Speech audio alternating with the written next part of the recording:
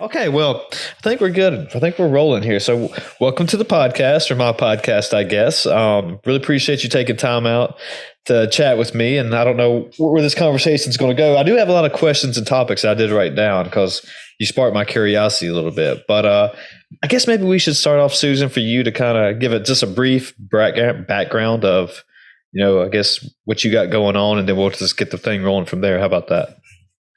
Sounds perfect. But first of all, thank you for having me on your show. This is wonderful. Great. Okay, a little bit about me. So I tend to go by Susan Jane, the Intuitist. Now, an Intuitist is like a mentalist, but the mentalist does all the thoughts and thinking. The Intuitist does all the feelings and the emotions. So we tend to sort of focus on that side of it. But I do like to talk about everything intuition. And I have learned through my experiences that we do have the two bodies, the physical and the spiritual. Now, I've read about that. I've read Wayne Dyer's book and Eckhart Tolle and quite a few books that talk about the two bodies or the two areas. But I'm a little bit of a theory tester, so I like to test the theories. And I tested this theory, which was quite interesting. And I've also got an understanding of it from past experience as well. So 3 times I've left my body. The first time during a violent pack rape where I left my body and was watching it happen. The next time was almost 12 months to the day of that. And it was a near-death experience where I passed out and had to be revived with an adrenaline shot while I was at work. And the third time was my theory testing. So I actually tested the theory to see if we actually can leave our body, if the spirit can leave the body, and what does that mean? So knowing that we have these two bodies gave me the opportunity to understand what intuition is. And for me, intuition is the communication, basically, between the spirit and the physical. That's the simple okay. rundown. I have a lot of questions that were popping up as you were talking. So I guess also, if you want to explain, intuition could be something just like kind of knowing something without just having any reasoning behind it. Does that kind of make sense too? Yes. Well, because that's the first reasoning I got when I was looking at intuition. It was like, yes, it's a knowing. But where do we get that knowing from? Where does that knowing come from? Because it's not coming from necessarily the physical aspect of us, because we're getting knowings that we don't physically, we may not have ever experienced before physically. So these knowings are coming from our spirit, and that's what I call that intuitive messages coming through.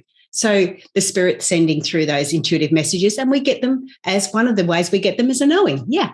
Okay. So let's go back before we dive in on your 3 things. But so as a young child, did you feel like you had, this intuition? I mean, I feel like most people kind of have some type of intuition with them. Everybody's got it. Yeah. Everybody's got it, because everybody's got the two bodies. It's whether we listen to it, whether we want to tune into it, and the ways we can listen to it and the ways we can tune into it. So as a young child, the one thing I remember, and look, you're going to have your listeners go, oh, I've never been like that. But you'll be surprised when you actually go back and have a think about it and reflect back in your life how often you've actually used it yourself. Sure. But I remember this one particular time. I was in primary school, so I would have been about 5 or 6, maybe 7 or 8. I can't remember. I'm not that good.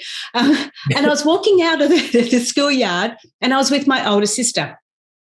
And I remember walking out, and I turned to my sister and I said, "Oh, Mum's in a really bad mood." And she looked at me and she said to me, "How do you know that?" And I can remember thinking, how do you not know that? Like I could feel it. I knew it. How do you not know it when you know it? Sure. So it was really strange, and I didn't understand it. And of course, in those days, I didn't understand what periods were, or PMS or anything like that. But obviously, that's what Mum had. But we've got home, and of course, Mum was in a bad mood, and straight away, my sister blamed me. She said it was my fault because I called it. And so I learned from there not to call a lot of the stuff. I used to suppress a lot of the stuff. And I bet you find that you have a lot of your listeners that sort of go, if they reflect back, they'll find times when they've just done things and they don't know why they've done them, but they've done them. Yeah. So, I mean, as you're talking, and you said out of body experience before, and I don't want to go down this road yet, but I actually thought of a story that where I had an out of body experience once, and that, and we'll get into it a little bit later. But I felt like when I was telling people, or I told my mom was the first person I told, and almost felt like how should I put this? That she was like, "Oh, that was probably just a fluke. It really didn't happen. You were just maybe just thinking that just because of what was going on and all that." And so, I mean, I feel like there's a lot of there you go. That's a perfect. That's the way to put it. But there's probably a lot of skepticism along with this stuff. But there is, like what you said, there is instances I've seen in my life that it's like, did that happen because it was supposed to happen and I just knew that was going to happen, or was that just like a coincidence? Does that kind of make sense? Yeah, absolutely. Yeah. Absolutely. And if you believe in coincidences, you believe in coincidences. But if you go, is it a coincidence, or am I supposed to be seeing that? Or am I supposed to be knowing that? Yeah. It makes a difference. Yeah. Do you know, and this is just me playing a little bit of devil's advocate here, because I was trying to look at both sides of this stuff, Yes, perfect. Okay. Yeah. Cool. And do you know who Neil deGrasse Tyson is? No, sorry, okay. No. So he's basically, in these states, he's a very famous astronomer, and he's got a lot of theories on space and kind of law of attractions and stuff like that. So anyway, he made an argument that, so if you did a coin flip experiment where everybody had to get heads, right? And so they had let's say 500 people, they flipped the coin. Hopefully, I might butcher this a little bit, but hopefully I remember most of it. But sorry. So yeah. So everyone who got head stays in. All right. So it goes down to 250. Okay. They do the flip again. Goes down to 125. Do it again. Then whatever that is, let's say 50 people, 25. Then now we're at 10, 5, and then finally one person wins. Right. Only person left with heads. Right. And the press will go and ask the person, say, hey, what was going on? How did you know you were going to win and stuff? And he was like, oh, well, I picked up a penny and whatever. I just had, this head's energy today. And I just felt like, I knew exactly what was going to win. I just thought it out. I had this reason behind it, something along those lines. But his argument is that, they never go and ask the people who didn't win. Did they have the same, intuition? Did they think they had, head flipping energy for that Coinbase or whatever? Does that kind of make sense? I hope that kind of makes sense. I totally get where you're coming from. And there's going to be people that don't have any understanding of it. And there's going to be people that turn around and go, well, I thought I was going to win, but I didn't. But there's so many variables and so many reasons behind it. Sure. But it's just strange how somebody will actually say that. So they've gone through there, they've won it, they've weaned all the way down there and they've won it, and they turn around and say, I knew I was going to win. How many people do you hear that say that about lotto when they go, I just had this funny feeling I was going to win it? Yeah, I've heard it. Yeah. I've had family members that, they buy lottery tickets and like, oh, I got it tonight. I'm going to win it for sure. Yeah. But then that's a thought, not a feeling. Okay. That makes sense. Yeah. I agree with you there. Yeah. So a thought, when we're putting out thoughts, that's where the law of attraction comes in. We put out those thoughts too. But when we actually add a feeling to it, and it's not a feeling about I am going to win, because that's always in the future. It is I have already won. And that's the hard part. So it's a matter of you playing thought versus feeling. Yeah. Huh. Yeah.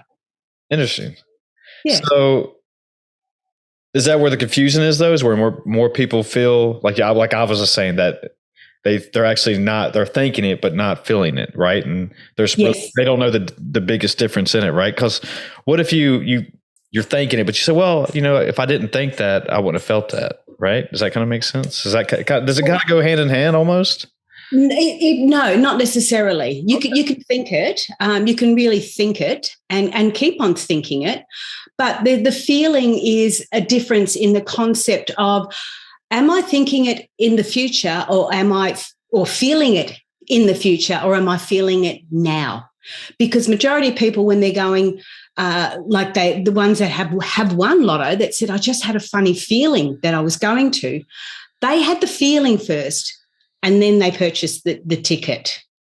Whereas other people will go, I think I'm going to win lotto. So they think it first and then they purchase the ticket. They've not actually got a feeling attached to it. There's a nice feeling of wanting to, but a want is different to actually knowing. So those people that have actually won it and they've said, I just had a funny feeling. They've already known that they've got it. Where do you think that feeling comes from? Well, I have to say intuition, don't I? Yeah, is it supposed to be born in us or something a part of us? Oh, absolutely, and it's everybody's got it. So when we look at the two different bodies, and I call them bodies, but obviously the spirit side isn't an actual body. It's more of an energy. But we that's the ever eternal life that they talk about in the Bible is the spirit side of it. It's eternal. Okay. It keeps on going. Okay, so that spiritual side keeps on going. We obviously know the physical side is here for a short time and a good time. The spirit's here for a learning.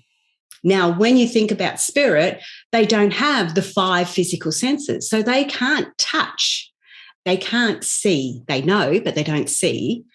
They can't taste. They don't have those 5 physical senses. So the spirit has to come into a physical body to get that sort of a learning, to get that sort of an understanding. And then when we talk about life purpose, it's not the physical body that has a life purpose. Well, it does. It has a purpose to take the spirit through, but it's actually the spirit that has the purpose in life, and it has to try and navigate and steer that physical body along that way. And when we talk about free will, that's when we go, well, that's what the physical body wants to do. The spirit's the spirit's like the driver and the physical body's like the car. Now, we know cars nowadays have a lot of sensors, and you know how ones slow down in the traffic if they get too close to cars, and we have all those sensors in it. Very similar to that. So your car is the physical body, and it wants to do things, it wants to get pleasure, it wants to do different things, but the spirit behind it, the driver, wants to get from point A to point B. And sometimes it can't always do that the way it wants to, especially with GPS taking you the wrong way. So, all right. So forgive me for asking this, but because I'm, I've never really had a conversation like this, so I'm kind of a little out of my realm here. So when you say spirit, I mean, are you almost referring to as, ghost or? Oh, no. Okay. Sorry. So is that the difference? Is there there's a difference between the spirit and actual like ghost? Yes. Okay. Yes. Okay. Spirit. Well, I call it spirit because, spirit is like sport. Okay. We've got all these other elements that go under sport. We can have football as a sport. We can have chess as a sport. So we've got all these other sports, right? Yeah. So spirit is an overarching area. And I call it spirit because honestly, I can't define it properly, but in all honesty, for me, it's the soul. It's my soul. Okay. That makes sense to me then. Yeah. When people say soul versus like, ghost or whatever. Yeah. Like, your soul's leaving or whatever. Okay. That's more. Yeah. That's what I thought you were saying, but I just want to differentiate just to be sure. Okay. Yeah. Sorry. I should say that because it's spirit because it's an element that we can't see, a bit like a ghost, a bit like you've got dark entities, a bit like angels. You don't see them as we see the physical body. So I call that the spiritual side. Yeah. But really, for me, it's your soul. Yeah. Okay. And that's what I wanted to be sure of, just to make sure that's what, hopefully, yeah, I understand it now. So, it's one of those things that, when a person or human being dies, that, it's like, doesn't it get like 8 ounces lighter or something? Because it says that's the soul actually leaving the body. Have you ever heard that? Yeah, I have heard that. Yeah. I can't clarify that, but yes, I can clarify the fact that the soul does, leave the body. And I mean, if you had a name to your soul, if you called it Billy, that soul will actually go into another human later on when it needs another reincarnation, when it needs another lesson, when it's going on. So your soul has just kept on going. It's eternal. It just keeps on going. It might not go into another body straight away, but it will eventually go into another body. Okay, so here's a question that this is something that sparked my interest. Well, I heard it on a podcast earlier this week, and I never thought about this before. But I guess I should ask you first. You just talked about reincarnation, so I guess I'm going to assume that you do believe in reincarnation. Yes. Okay, so I forgot how exactly the conversation went down, but they were actually talking about just because of reincarnation. Do you ever feel like you were actually connected to a ancient civilization, or other civilizations? Are you drawn to them, like Greece or the Romans or, Egyptians, So is that kind of what your point is? Like maybe souls are just going to another body, and that's why you might have a drawing to Egyptian culture. Yes, absolutely, absolutely. And the more we are in these different bodies, the more learnings, because you come into the body for a learning. So the more, I suppose, the more enlightened we become as we move up, when we go through these different bodies or situations, things like that. Yeah. And that's just my personal opinion. I don't have any science to prove that. But if you go in and get a hypnotherapy done, and they take you back, you can actually go back. And I have gone into a previous life before in that context. It's really quite strange. Well, I mean, I'm sure a lot of this is, personal opinion, and how your life path or experiences that you went through compared to somebody else is all going to be based on, your opinions and your experiences and what you went through compared to person B.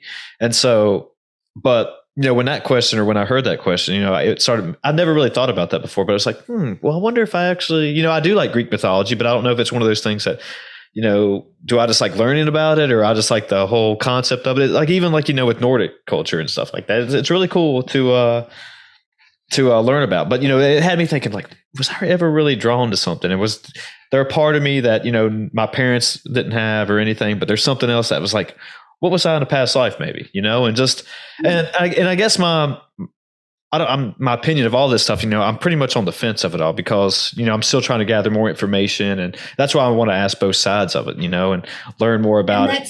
Exactly. Yeah. Instead of just coming here and just assuming that I know everything, which obviously I don't by any means, but yeah. And I think that's where, without having these conversations like this and kind of opening up your mind a little bit, it's like, well, let me think about that a little bit, and like these past life experiences that we've both had, it's kind of like, well, maybe there is something out there, maybe there is something to this. And look, the other thing too, Chris, is that, yes, I have done a past life experience. Yes, I have experienced it. I told you, I'm a theory tester. I will test the theories. Yeah, that's great. Do I have to stay with that? No. I've just tested it. It's like trying different ice creams. I've tasted that one. Like it, don't like it, or I like it, but I don't like it enough to do it again. And that's how I get. And that's what I want to put across to all the listeners. When I was doing my research and learnings, getting the understanding behind them, we only had books. We didn't have podcasts. We didn't have the internet, for goodness sake. Sure, exactly. So we had to learn or get understandings by other people's experiences in these books. And so you picked up different things. And one of the things I've always said is, when I'm reading a book, I might not take on everything. I might just take bits and pieces out that resonate with me. Exactly. And podcasts are exactly the same. Yeah. Take on board what you want. Let go of the rest. It doesn't mean I'm right or wrong.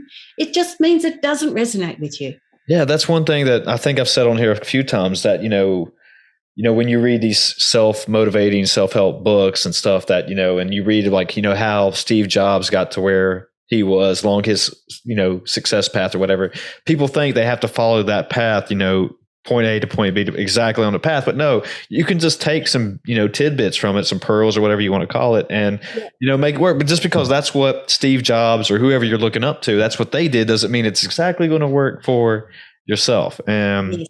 And did they put everything in the book? That's one thing. Don't ever always tell all your secrets, right?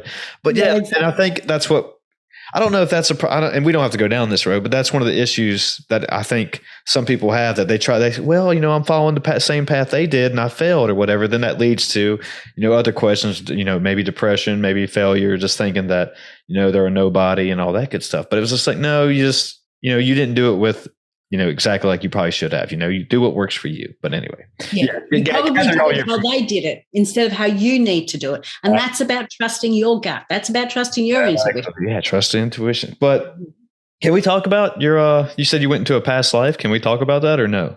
If you want to, yeah. I have no problem. I just wanted, I just wanted to ask that before we do, but I wanted to know, like, what was it? And, I was curious about it. Okay. So what I will tell you about to start with is the reason why I did it. Okay. Now, the reason why I did it is I had a lot of guilt in my life, and I had no reason to have guilt. And so it was a bit strange, and I wasn't even really aware that I was holding on to so much guilt. But anyway, I did this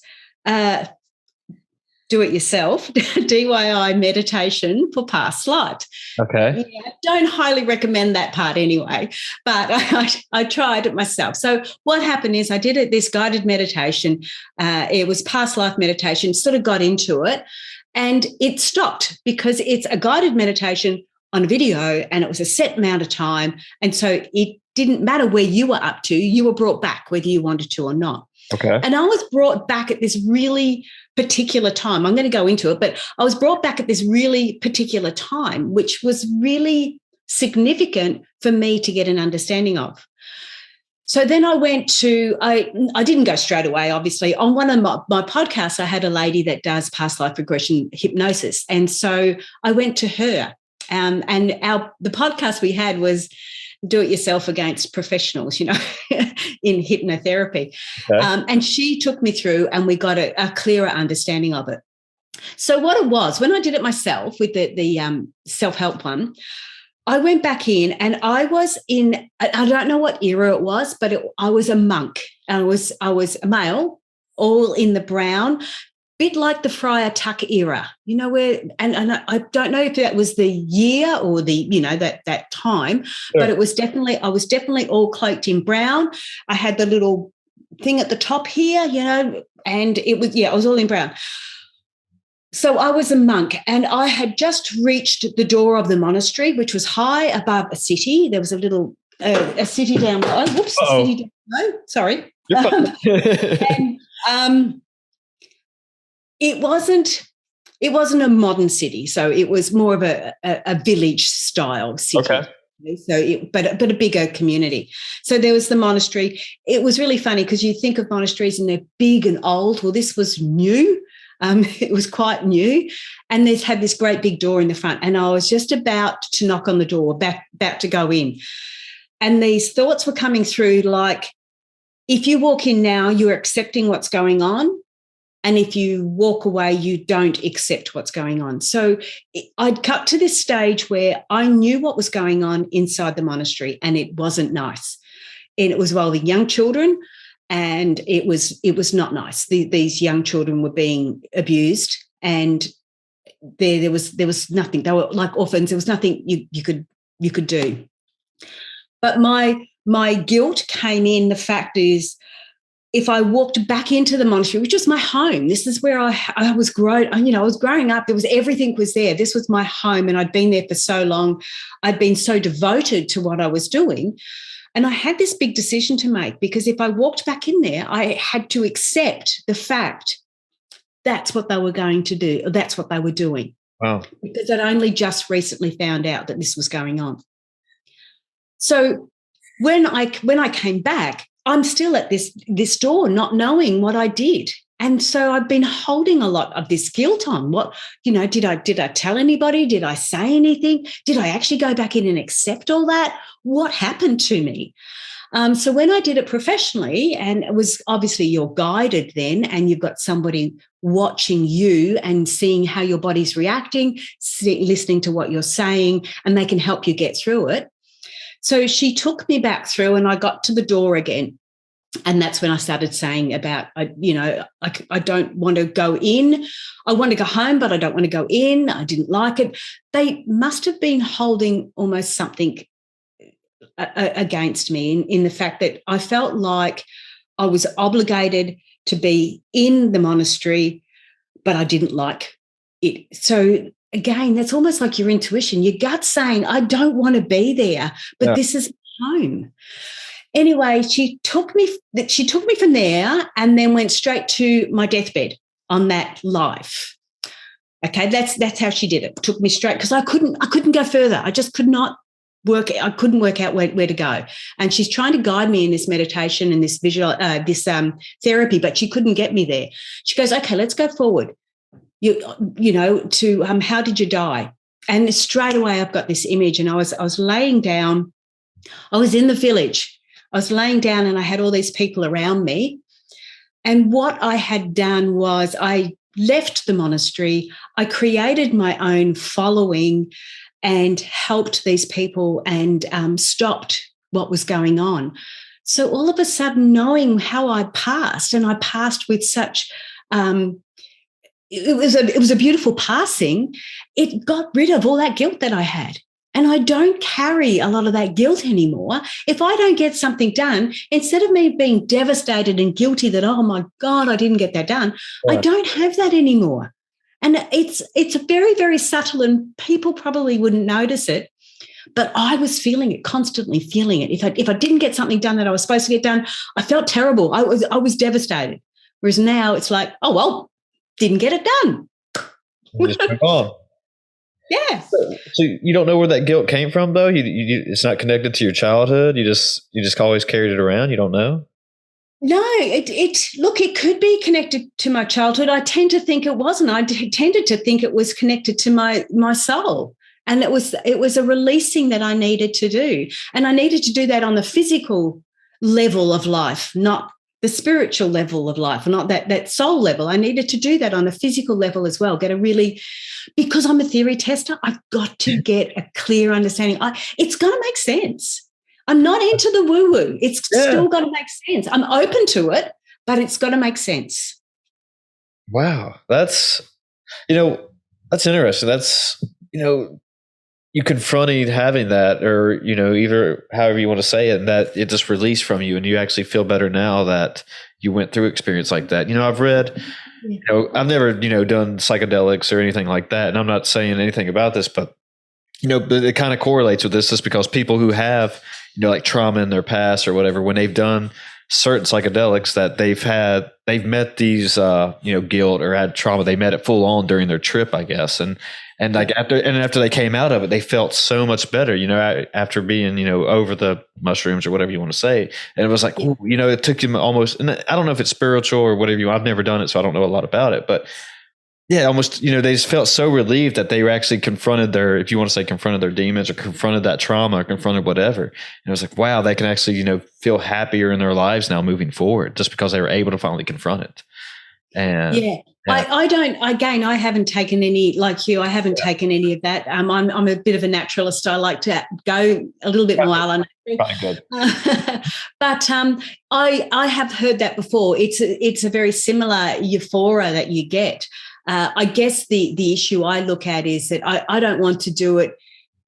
I want to do it in a controlled environment where I feel like I have control. This is going to tell you how nerdy I am. I've not smoked marijuana, but I've been in a room where it's been there. And I remember I had to go to the toilet. I walked around the corner and walked straight into a wall. And from there on, I went, I will never be out of control again like that. I do not want to be out of control of my body like that. And so I've sort of, that's where I've gone. But again, it's not so much that it's, that the mushrooms and the drugs and things like that are a bad thing. It's just, I don't want to be addicted to anything. I don't want to turn around and say, I have to take that to achieve that. If I can do it my own way, I will do it my own way. And even in my sickness, in health, like I've had a bit of a head cold, I get a bit of sinus. Even with that, it's like, okay, we'll take horseradish and garlic, we'll take some multivitamins, we'll do all that sort of first, clean the nasal passages, all those nerdy things. And everything I can do in a natural, organic way before, but I also know deep down when it's like, okay, you've passed it now, you've got to go and get antibiotics, so you've got to go and see the doctor, you've got to do something else. So I still follow my gut when it's like, okay, I need to take it up another level. Do you have any siblings? Siblings, I've got 7 brothers and sisters. One has passed, and I've got 3 children of my own. And I've got grandchildren as well. That's great. Well, I mean, that was what I was going to ask. Like, do you see them talking about their intuition, and you noticing anything with their, experiences like this so far? I mean, yes. Well, one of my nieces, I used to talk to my sister a lot about it because she thought she was having trouble with her daughter, and she wanted to help her. Her daughter was seeing. And my 2 kids actually would see spirit, would see ghosts, would see different things. So this is where, with my daughter, I remember coming into her room. She had this big blow up chair, and she said to me, "Mum, can you take that big blow up chair out?" And it was one of these ones. It was one one that had all the sporting arena over it so you could use it and go to the sports with. And I said, yeah, I can take it out, because she used to have a teddy on it. I said, you don't want it anymore? And she goes, no. She goes, every night I had a young boy, he keeps sitting on there and wants to talk to me, and all I want to do is go to sleep. And I sort of go, oh, okay then, Dal. I'll just take that out. And it's like, well, she's seeing spirit. There was another one she sort of went where she got upset, and it was she saw a young baby hung. And I said, oh, often young babies, if they were trying to climb out of their cot, they could get their clothes hung up and they could strangle themselves. She goes, oh, no, Mum, this was done deliberately. And I've gone, okay. And she used to astral travel a lot. So it's not when you're parenting with your children or anything like that, it's how you say it. You mustn't brush them off. Right. You don't have to believe them and you don't have to understand it, but you mustn't brush them off. And when people, especially children, they say, oh, I had this really bad dream, Mum, and if you turn around and go, oh, it was just a dream, you're brushing them off. All you need to do is let them talk, let them tell you about it, let them express it.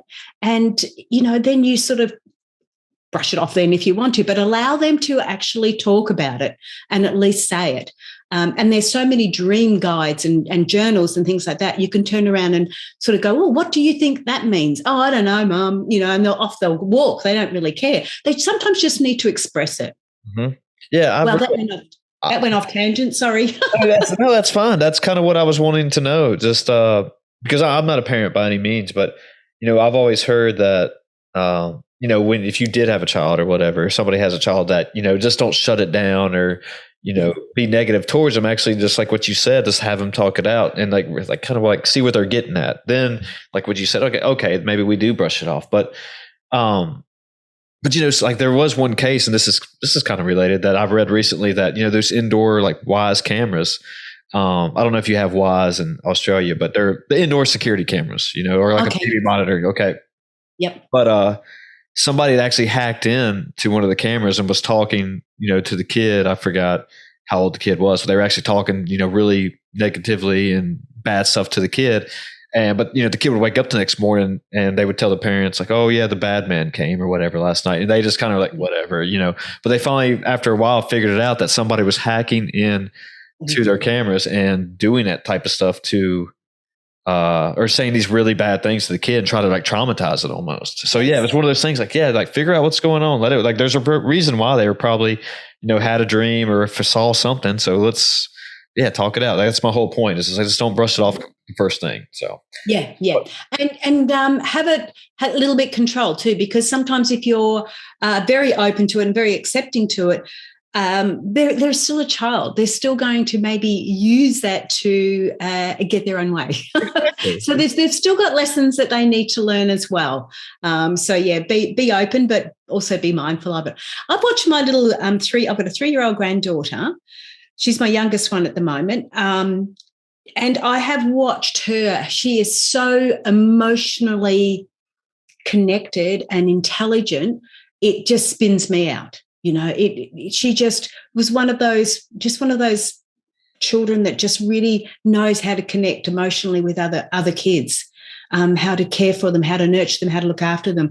And it's just so, it's lovely to watch, but it's really a little bit mind-boggling too, because you don't expect a kid to that age to be like that. No, it's one of those things I've noticed that, I forgot, I was having dinner with some friends or whatever, and we were actually talking about, like genetic memory and how do animals just know how to be, I guess an animal, one of my good friends have a bird dog, and, I was asking him, does it point at stuff, because that's what they're known for, is actually pointing at birds. And he's like, yeah, it does, but we've never taught it how to. It just kind of knows how to do it. And it's just wild to me, like even wild animals, and they know how to survive. They have instincts. They have intuition. They just know how to do things. It's like, well, maybe, because nobody teaches these animals anything. So that's the reason part of it's like, well, it's got to be in us too in some form, so. Absolutely. And when I talked about the two different bodies, so you've got your soul and you've got that physical body, you think the soul's gone from body to body to body to body, and it's arrived here, but your physical body has gone back through all those ages as well. Yeah. or the DNA and everything else. So that's got its own little way of handling things and its own little memory and its own little way of doing things. And this poor old soul, he is trying to get it to go this way and it wants to go that way. So this is a question you probably get. So since we're talking about, souls and body and, some death experiences, like, do you ever get, questions about religion versus spirituality? Yeah, I do. I've had I have to. It has to make sense for me, and unfortunately, there's been a lot of negative stuff that's happened because of religion. But Sure. religion, I dumb it right down to religion is the teaching, spirituality is the experience. So you can be religious and spiritual, or you can just be spiritual and not necessarily religious. That makes sense. Because I was I trying told you I have to make sense. because that's what I was trying to do, like based on when I've had these conversations with my friends. What is the difference between spirituality and religion? And I forgot, but I think religion means to bind together and stuff. And I've started to think that it seems like most religions do kind of evolve around the same thing as far as be a good person and Yeah. honor obviously whatever the higher power is or whatever you want to say, but yeah, everyone has obviously their own form of religion. But when you say spirituality, I mean, is that like a brush off just to say that you were not brought up religious and you just want to say that do you want to just not believe in fate or whatever, or intuition or anything? And that's just because in that case, I mean, do you just run every red light going down the road and just hope for the best? And it's like, well, there's probably got to be something to, the method to the madness, I guess, it's just not kind of like, I guess what I'm getting at is just not all completely made up, maybe, like you were talking about free will earlier. So Yeah, you've still got that free will. So, and again, like, there's so many connections between religion and spirituality. There's so many things, interlocking things that are very, very, very similar. So, you can't separate them that way. And so that the reason why I separate religion, because it's an institution. Religion is an organized institution, and it is to teach you. It is to teach you about. It might be to teach you about spirituality or about God or about coming together or about compassion or whatever it is it's about to teach you. Whereas I see spirituality is the actual experience. yeah. So you experience God. You experience what it's like to be in a community. You experience compassion. You experience all those and you get your learnings from that experience. And that's the only difference. So you can still be religious or in a religion and have spirituality. Yeah. One of the stories was that that I was reading about before this was that, a guy was talking about how he met his wife and that on the way to the bar or club or whatever it was that, she actually got into a car wreck and she decided that she was still going to go to the club, where most people would instantly just say, no, I'm just going to go back home. I tried to go out tonight. That was a sign or whatever. I can't do it.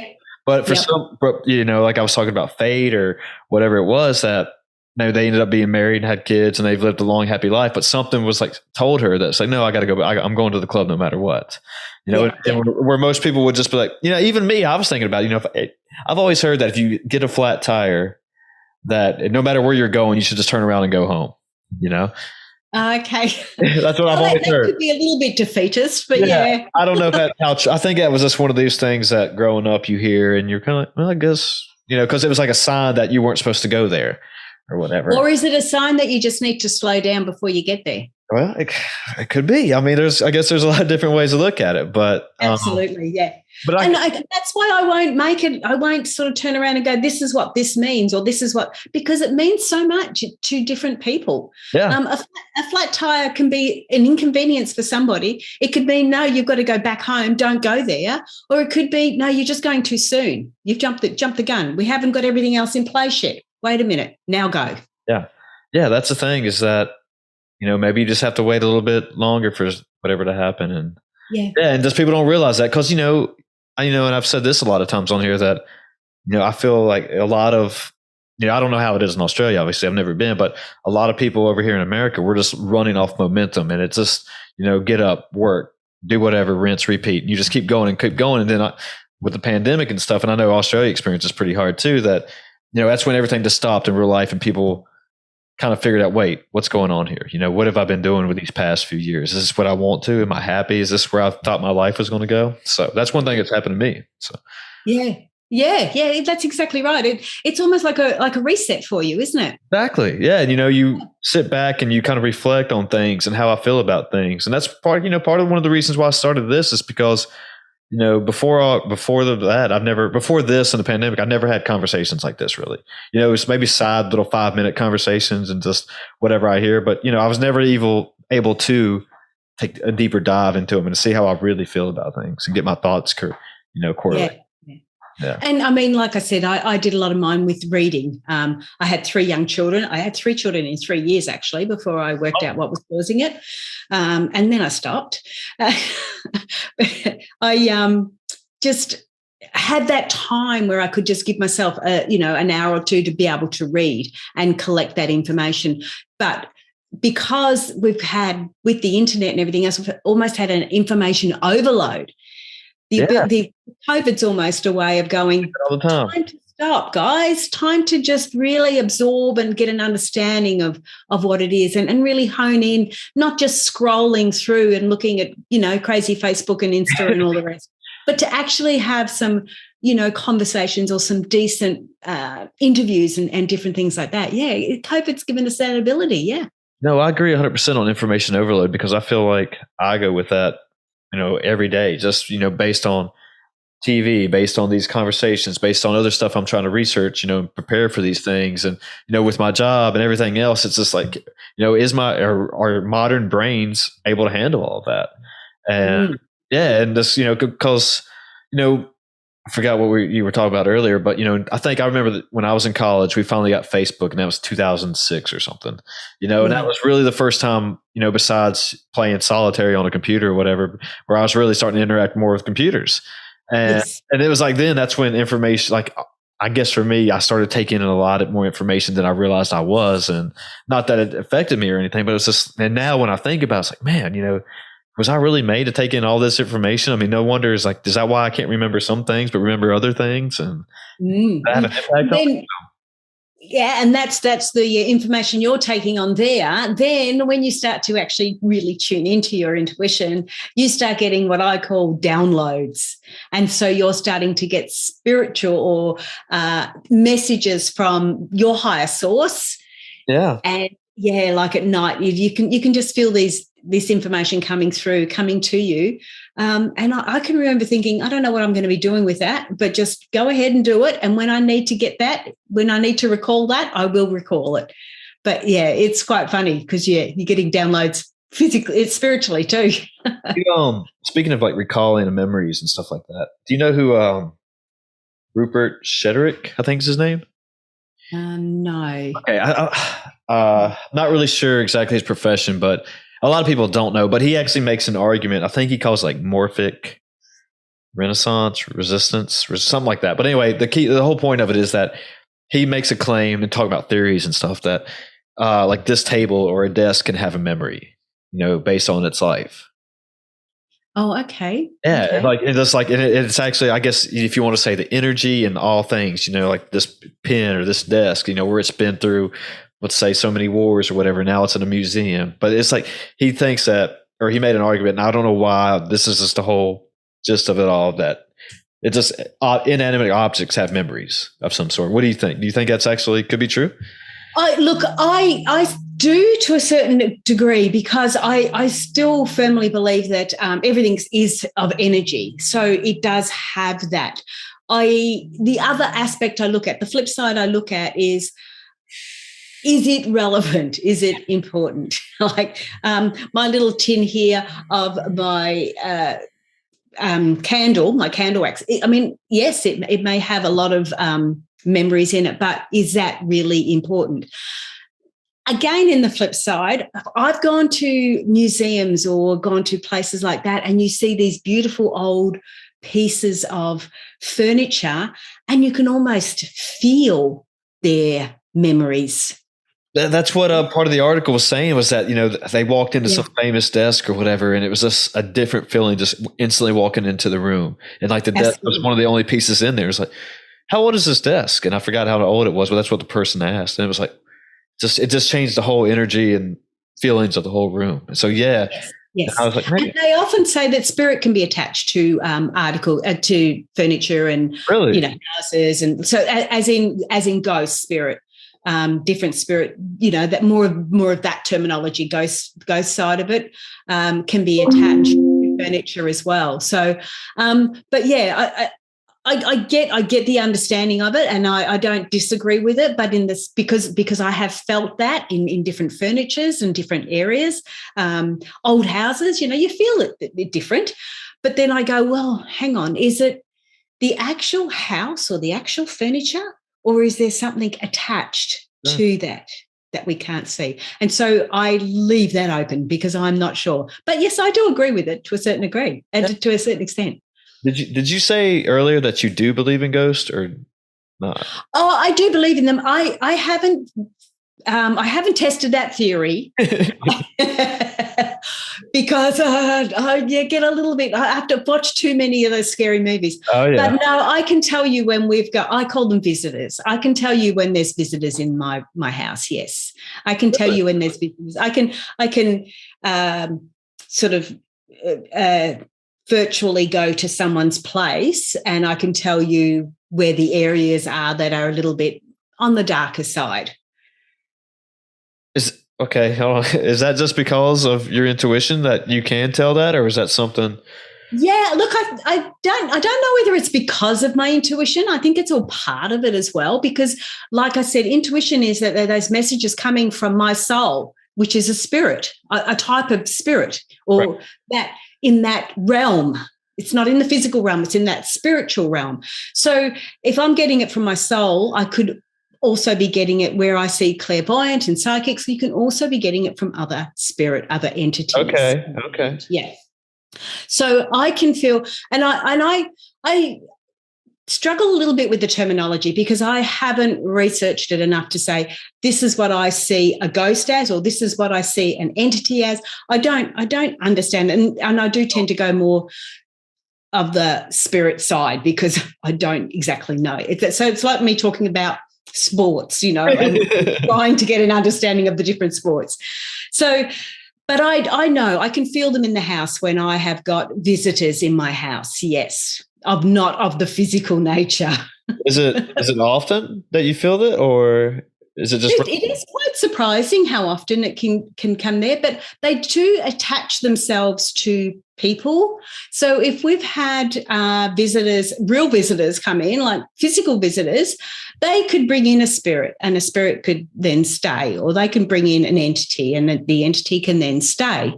But yeah, and I don't know the concept behind it, and I don't understand it too much, but I do know that I prefer to try and help spirits or ghosts pass over to the life, because I believe that in that spiritual realm, it's almost like a realm up from the physical. So you got physical, you got your spiritual, then you got your more heavenly realms. Yeah. And again, I haven't tested this theory because I haven't. Well, I have died, but Yeah.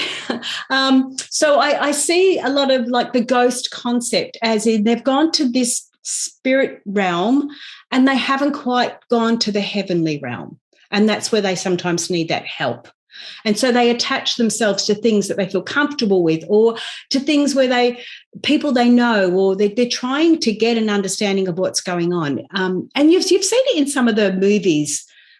I talk to dead people, where the little child says, I talk to the dead. Sixth Sense. Yeah. Yeah. They're seeing what's going on, and they see that these ghosts are trying to get the attention because they want to understand what's going on. And I think there's a lot of truth in a lot of those movies. And because I think there's a lot of truth in those movies, they sometimes scare me. Well, yeah, I mean, because, when I've been asked that before, I've never had a feeling or never had an experience where I've ever seen a ghost. And do I believe in them? It could be, but I've never had experiences to make me say like, yeah, like you say you can feel them. I'm just walking in the house or whatever, and yeah. But Yeah, just I mean, if you are, I guess my point is that if you are connected the way that you are, like you watch a movie like that, it can be a little bit more. I don't know. There Intimidating. you go. That's a good word Yeah. for it. Yeah. So yeah. Well, Chris, have a think about it. Stand at your front door of your house, Okay. right? Just in your mind, you're standing at your front door in your house and think about what your house looks like or the apartment or wherever you're living. And then sort of go, okay, if there was an entity there or if there was something there, where would they be? Right. If there was, where would they be? I guess sitting on the couch in the living room when you first walk in my house. Okay, right. Not hiding in a corner. No, I mean, like I have a pretty open house when you first walk in. So, I mean, now my TV's in the corner, so I don't know. Yeah, and like Like over in that right-hand corner as you walk in, over on the right-hand side, far corner. I mean, I guess that's where my kitchen table is. I mean, I guess it could be. Yeah, I guess it could be. Yeah, but and that's look, that's how you're doing it. It's more about of an awareness. You're sort of going, oh, that felt strange. What was that? Or sometimes you get that blink going past your eye, and you say, oh, did I see something? So it's all about just being aware of it. It's not right or wrong. It's just being open to awareness. And of course, some people are more in tune and more aware, and others are not so aware. And when we're talking about intuition and things like that, we have all these different tools to help us with our intuition. And some people are really tuned in and they can do channeling or they can see ghosts really easy. Others need more help with it, and they may find their body reacts a little bit differently. So they could do pendulum work because that's using your muscles, your minute muscles. Or they could do card readings, and that helps them use their analytical brain to see what the image is and then allow those intuitive messages to flow through. Yeah. No, I agree. I mean, there's a lot of different ways to do it. And just like I said, I guess I just never really had one of those experiences or actually been like you said, self-aware or been looking around, there's just, I just keep walking in this. I mean, I have, I guess there has probably been times where I was like, that was odd or that was weird. But No, then I think I just keep moving forward on my day, and I mean, I have two dogs and I was like, I was probably one of the dogs, no big deal. But yeah, I mean, that's what the dogs do. The dogs will tell you if there's someone in the home, especially cats. The cats will tell you. I've heard that before that, they sense it too. And I don't know that these two, I mean, I don't know if you can see them in my background, but they never really. I saw one, yeah. Okay, they never really do a whole lot, but except bark at people walking their other dogs. But yeah, I've heard that animals can pick up stuff like that. So there's actually some truth to that, Oh yeah, and again, it's the same principle. So some animals are more in tune than others, as you know. Some animals are more master orientated, and they want to stay with their master, and they'll do anything. You hear the ones that the master's passed away and they sit by the body. So you've got animals are the same. You've got different levels as well in that sort of context as to how in tune they are. So, all right, let's switch gears then a little bit because I want to know, since we're talking about ghosts and stuff, like you had a near-death experience, right? And you said you were dead for a little bit. Well, I believe so. I wasn't on an operating table or anything, so I don't have proof. Okay. So what happened? I was at work. I was 20 years old.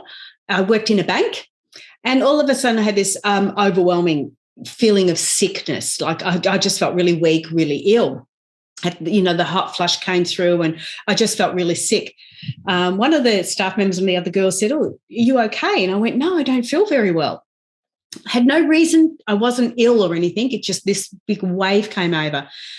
And anyway, she said, "I'll help you up to the lunchroom." And it was up this flight of stairs. And I could remember I started going up the flight of stairs. But my legs weren't obviously following. And I heard the last thing I remember was her yelling out, "I need some help here." And my instincts was, "Oh, I'll give her a hand." But of course, it was me that she needed a hand for. Anyway, I got to the top of the stairs. I don't know how, because I'd passed out by then. And all I remember was, now, if you were laying on the floor or on the ground or laying down low and you had people around you and they're all looking down on you. Yeah. And I remember standing up and everybody still looked down. And the thing I remember saying was, I'm up here. Why are you looking down? And that was when I sort of left the body and I went, okay. And I don't remember going up so much, but I do remember that particular thing where I felt like I stood up and nobody was watching me. And then I've come to this area. Now, they talk about tunnels and things like that with near death. I didn't have a tunnel. There was a distinct path, but I didn't see it. I just knew I was on this path. And it was when I first was aware of it, it was like a fog, if you can imagine. And this fog then turned into like sparkles, like glitter. And in amongst all these glitter, there was a little dark area. And as I got closer to these little dark patches, they ended up being, you've got to remember, this was when I was 20. There was no mobile phones in those days. Right. That's what it looked like, little TV screens, like these little mini mobile phones, which, again, I did not know what mobile phones were, but these little tiny TV screens. And on them they had videos going, and it was my memories. So I was walking down looking at these sort of memories as I'm going along, moving through, and I was on a direct path, but I couldn't see the path, but I knew where I was going. I knew I had to go this way. Then this sort of darkness came up in front of me, and it was like a wall in the background, so a shadow of a wall, and then there was an opening. I was heading towards the opening, and it was really funny. I'm getting closer to this opening, and if you can imagine like a wall down the side, like say buildings on either side, and then there's heads sticking around the corner going, oh, she's not supposed to be here. And they're all giggling and laughing. And it just felt like you were going home. It felt like my family, and none of my family had passed in that. I mean, obviously older family, but none of my immediate family had passed. So I knew I wasn't going home to my family, as in this physical life, but it felt like you were going home. And it was really exciting. It was such a lovely feeling. And they're all laughing and sort of giggling, and you could almost know that, no, she's not supposed to be here. She's going to get into trouble, sort of, giggling, laughing type thing. And then it wasn't a booming voice, and yet it was a booming voice. It wasn't a booming voice you hear. It was a booming voice in your head. And that was like, go back. You're not supposed to be here. And then I came to I was on this bed. I didn't know we didn't even know we had a bed in the lunchroom, but I was on this bed. The doctor had given me an adrenaline shot. We had a surgery right beside the bank, and he had given me an adrenaline shot and brought everything back together again. So got heart beating, got everything moving again. So I came to, I'd lost my bladder, which was really embarrassing, especially in front of your workmates. And you know what? Within half an hour, not even half an hour, probably 15 minutes, I actually drove myself home. Like, you would not be allowed to do that in this day and age. Sure. But I actually drove myself home. I didn't go back to work for another week or two because it just wasn't capable, wasn't well enough to. But I sort of drove myself home, and that was it. So that was my experience. But the colours were, the closest thing I could say to colour was like a green sparkle, but it wasn't quite that colour. And then the sound, it's really funny when you can hear sound without hearing it through your ears. Anyway, I don't know what that means, but that's what it was. It was, you could hear everything without hearing it. But the feeling of peace, the feeling of, that it's just gold. It's just amazing. Do you think, when you saw all the TV screens or whatever screens with, your memories and stuff, when people, or some people have said, your life flashes before your eyes right before death. Yeah. You think that was kind of part of it? Yeah, it was, but for me, it wasn't a flash, if that made sense. Right. Because it felt like I was there for ages. Like, I was just chugging along. Woohoo, look at me. And you could just sort of, the funny thing is, you saw them, you knew what they were, and I didn't look any deeper. It was like, oh, okay, I know that. You just didn't, I don't know why, but I just didn't need to go any deeper than that. It's just one of those things. It just happens because it's supposed to happen that way. Yeah, yeah, yeah. There's no rhyme or reason. Yeah, yeah. So I didn't see memories as in, them flashing in Right. front of me or anything like that. They were just these little screens, But it was really funny to watch this fog become glitter and then become these little screens sort of all over the place. And you sort of went, oh, look at that. I was more intrigued about what it looked like and how it was feeling rather than what was happening, if that makes sense. Yeah. Were your coworkers, were they talking about, why you were, not there? I mean, were they talking about if your body was just laying there? If was anything going on? I mean, I have to be honest, you Chris, I did not have an understanding of what had happened until probably 10 years later. wow. Because I knew what had happened, but I never spoke about it. I never talked about it. Because it was like, I put it down to a dream. I thought it was like a dream, but it wasn't until I read a book about near-death experiences that I went, that happened to me. Oh, it wasn't a tunnel, but I saw my memories. And it was, and somebody else took, because this book I read had like 5 or 6 different case stories in it. And I could get an understanding out of all these different experiences these people had had. And that's when I realized, oh, that's what I had. And I did find out that I was given an adrenaline shot to get my heart pumping again.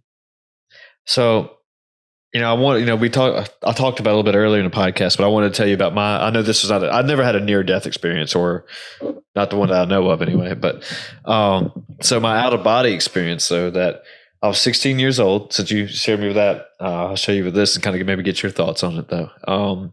16, I was coming home from a high school football game. I didn't play. I was just there to my friends and hang out. Yeah. So, yeah, it was my first car. I think I've been driving for a few months. I can't remember how long. Probably June. So at least 6 months or so. So to get to the way it works here, well, like to get to my home from my high school, you had to go down this mountain, and it was about 20, 30 minutes away just to get to my high school. Yeah. And I had to go back up the mountain on my way home. So which I was doing, it was probably 10, 11 o'clock at night. And there was this really steep curve that you go through. And I was only going about 40, 45 miles an hour. I mean, honestly, like everyone thought I was speeding, but I wasn't. So, and the car that was coming towards me on the other lane, it had its high beams on it. It blinded me. So I got into the shoulder of the road, and then I guess I panicked and I overcorrected my car, the steering wheel, and it caused my car to go into a 180 spin. And I went to the other side of the road, and I believe it hit a ditch. And I flipped it, and I landed on the roof of my car or whatever. Yeah. I was fine, except just cuts and bruises. They made me ride in the ambulance because I had hair then, obviously, but they thought I had glass in my head, which that's what freaked me out the worst was that the medical people got there. They're like, oh no, he's got glass in his head. I was like, what? I don't feel like it, and that's what was freaking me out. That's what they made me ride. My brother was with me. I got him out of the car, and he was fine too. Just a little. I think he had a bloody nose and cuts and scrapes. But anyway, the whole point is, I remember when I went into that 180 that I was literally like watching it happen, like on the side of the road. Yeah. Yeah. Like that was kind of like, and I never put it together like an out of body experience, but I guess that's the best word for it. But like, it was literally just me watching my cars and like me watching myself in the car and it happening. And then all of a sudden, like as I just remember the car landing. And then I was kind of like, whoa, like, oh shit, what happened? Like talking to my brother and like, oh, we got to get out of here, and then and I told mom that and stuff. And she was kind of like, okay, but she didn't brush it off, but she didn't really play into it either. And maybe because she didn't know, maybe she didn't know what to say at the time, but yes. I've always had that memory, or I guess it's a memory with me. And I always wondered, like, does anybody else feel stuff like that? Has that ever happened to anyone else? And I don't know how many people I've told that. I've never told a lot of people, and I don't know why. I guess I don't know I don't really feel like I'm oversharing or anything, but I guess it was kind of like I didn't want people to look down on me like, no, dude, you're an idiot. That's not how it could happen. It can never happen. So I guess that's why I never really told a lot of people. But yeah, I do. Yeah, I do remember that. It was like, it was so odd to me at the time. Just like, was that just part of the whole experience? Just I didn't really know what was going on. Was I imagining it? And so, yeah, but I mean, it kind of like, we've been talking. It's like, maybe there is something out there. It's got to be something, it's weird. It's wild. I don't really know how to explain it other than that. It was just me watching myself, flip my car. Yeah, I believe because of my situations as well. I think it's a way the soul protects itself or protects you, because if you remember, when you are away from your body, we were always attached, like you say, by a fine thread. But when you're out of your body, you don't have the emotional attachment that's joined to it. So it's a form of protection almost. When you're seeing it happen as a third party, it takes away all that emotional involvement that goes with it, and allows you to be able to cope with the traumatic situation. It allows you to cope with it a bit better. But yes, you wouldn't talk about it. I didn't talk about it because I didn't understand what was going on. Exactly. It wasn't until all those years later, when you start to hear other people's stories, that you go, holy shit, that happened to me, or something similar happened to me. Yeah. Yeah. I mean, and just like you were saying earlier, this would have been 2002, somewhere around there. So podcasts weren't there. Internet was kind of still there, but, I didn't really know. And I was from a very, very, very rural town, no stoplights, just two little small general stores. It's one of those towns. It's more of a community, not even a town. Just everyone knows each other. So yeah, I didn't know anything really about this type of stuff. And and we grew up. We were. I wouldn't say we were religious, but we went to church, but it was never really, pressed down or pressed into me. Religion. But it was kind of just more of like I was saying earlier. Just be a good person. Don't steal. Don't screw over people. Just kind of follow the 10 Commandments, basically, as far as Christianity goes. But so I didn't have a whole lot of experience with it, and I guess it's kind of weird. It's kind of weird telling people that.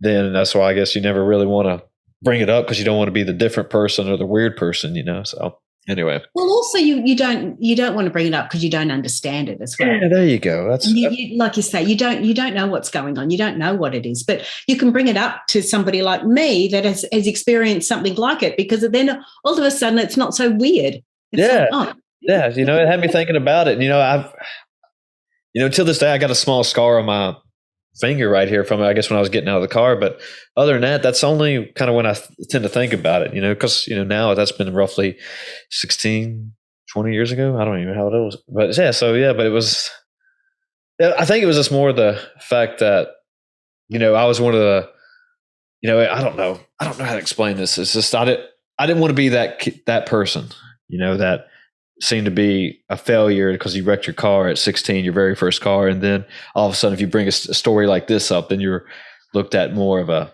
an odd duck, I guess. So, yeah, I guess that's my whole point. So, and I mean, look, it happens all the time, where all these things that happen to us. And when I said to you at the beginning of the podcast, it's like when you start to reflect back, you do start to see things that you just didn't realize. And that's what happened to me when I started doing all the reading in the book and the research and everything like that.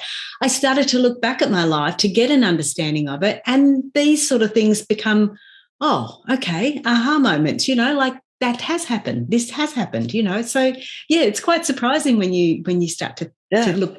Hindsight's wonderful. I love it. And when doing these podcasts and thinking about moments and stories like this, and you kind of or I do anyway, put my life experiences more in perspective. That I'm not the same person I was then 20 years ago, and I'm not the same person I was 10 years ago. But you kind of, I don't know if it's the older I get, no more when I'm doing my.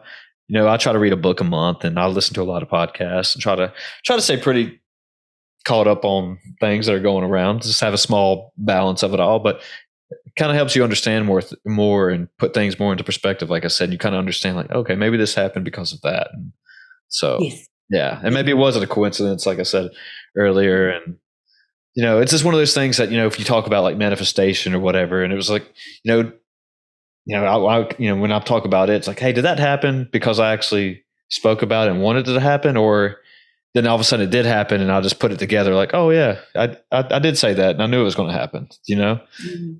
Hope I kind of. Yeah, again, and they're the questions. I went through all those as well. Those, look, I'll do this. We talk about it when we talk about connecting with your intuition or trusting your intuition. There's the 3 basic steps. So the first step is to ask, The second step is to receive, and then the third step is to action. So when you ask for help or guidance, you can do it in prayer form. You can do it in oh my God, what's going on? You're asking. Sure. You can do it just before you go to bed, where you go, I really don't understand if I should do this or do that. Can I get some sort of a guidance? Can you give me some sort of a sign or an understanding? And you go to bed and you may have a dream, or you wake up and have a shower and you get this aha moment, Yeah. So we always need to ask. And the main reason we need to ask, and that's why prayer is so strong, but the main reason we need to ask is when you ask, you become open to receiving.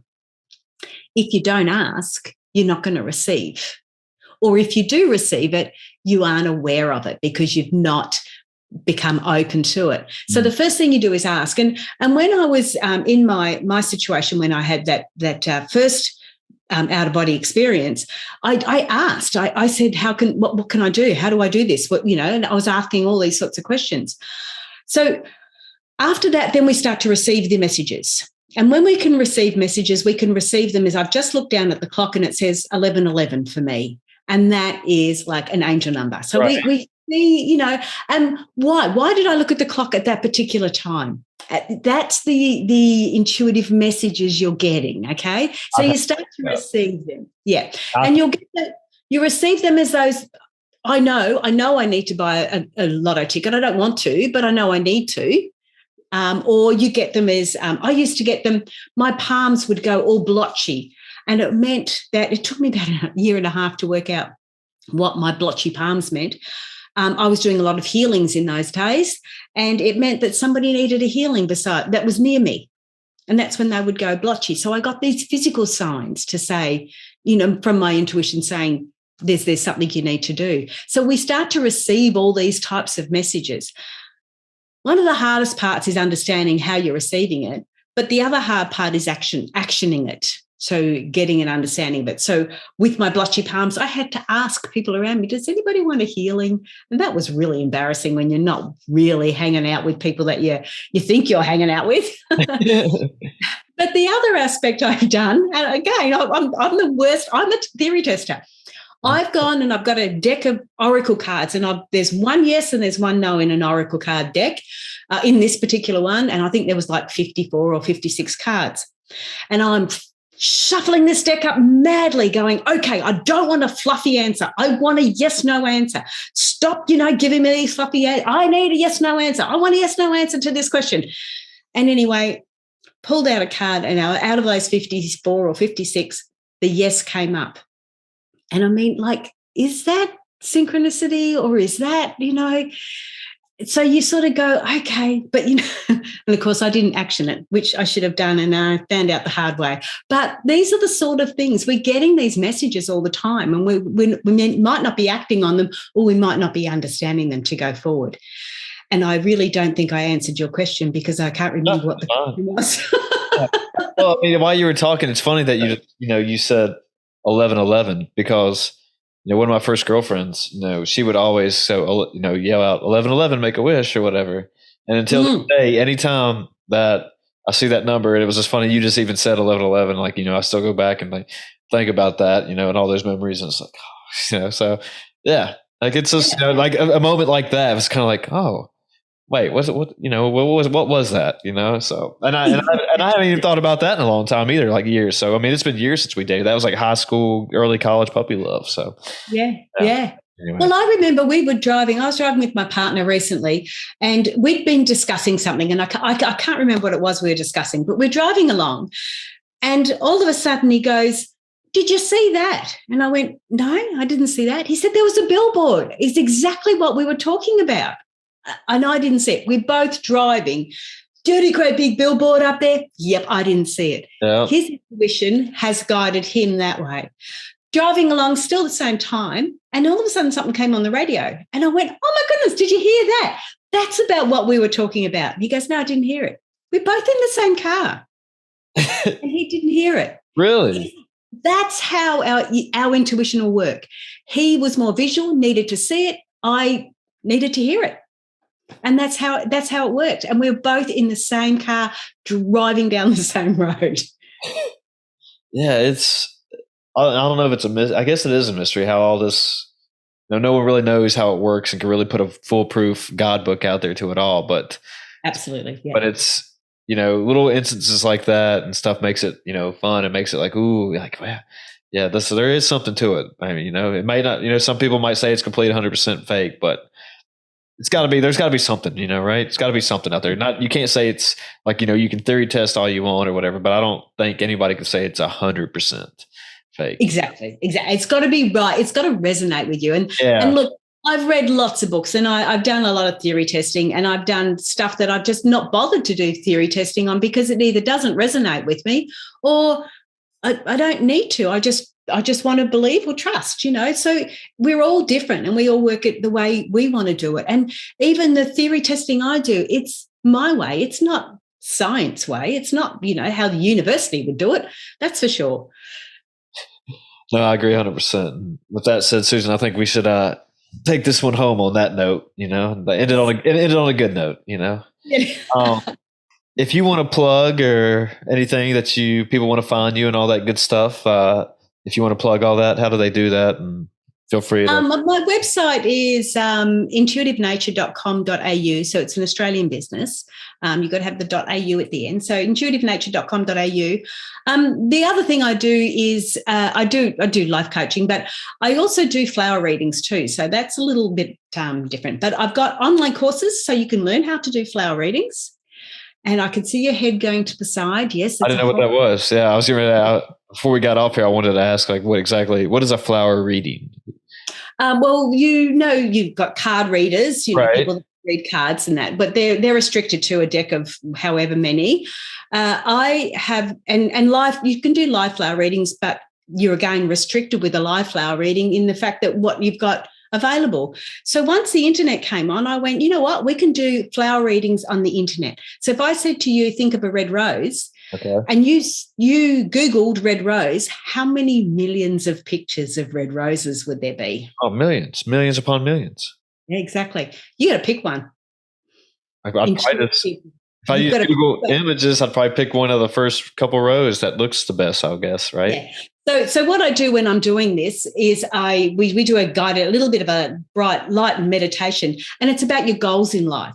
So we start to get the emotional feeling of what it would be like to achieve that goal in life. So say you wanted to be a famous podcaster and it's bringing in money, so you don't have to do any other work. You're doing what you want to do, meeting all these wonderful people.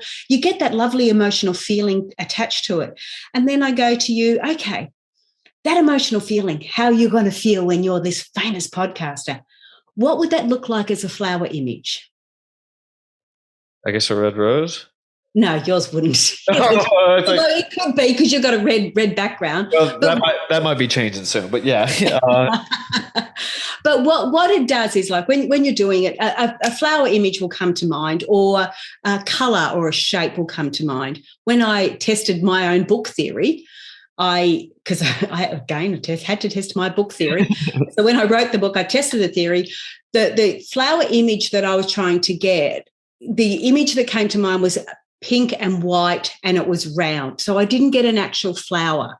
So I had to Google pink and white flowers until I found a flower that gave me the same emotional feeling. The image gave me the same emotional feeling.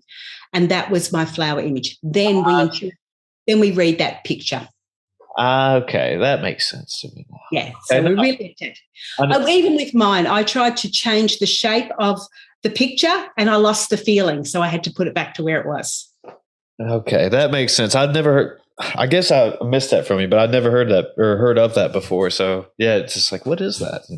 Yeah, it's really interesting. I've got a couple on my YouTube channel. I've actually just put a couple up from guests that I've had on my podcast.